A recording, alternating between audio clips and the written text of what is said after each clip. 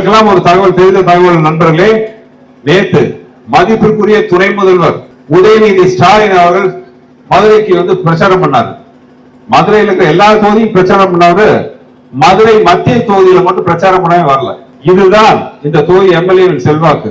அவர்கள் வருங்கால தலைவரே வந்து இவருக்காக பிரச்சாரம் பண்ண தயார் இல்லைன்னா இவருக்கு என்ன நாளைக்கு வந்து செல்வாக்கு இருக்கும், இவருக்கு என்ன நாளைக்கு அதிகாரம் இருக்கும், மதுரை மத்திய தொகுதிக்கு நல்லது போட்டிருக்கு. அதனால் புரட்சி தலைவி அம்மா சொன்னது போல நீங்கள் தான், மக்கள் தான் எங்களுக்கு எஜமானர், உங்களுக்கு யாரும் எஜமானர் இல்ல. அப்படி அந்த நினைப்பை விட்டுட்டு தாங்கள் மக்களுக்கு எஜமானர் நினைக்கிற சில பேர் வீட்டுக்கு அனுப்ப நேரம் வந்துருச்சு.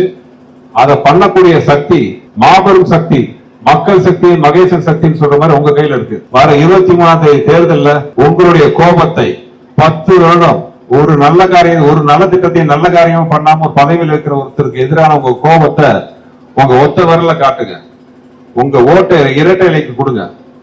மதுரையில் இருக்கிற குப்பைகளுக்கு குப்பை சொல்லுவோம், ஊழலுக்கு, எதேச்சகாரத்துக்கு, லஞ்சத்துக்கு எல்லாத்துக்கும் குப்பை சொல்லுவோம்.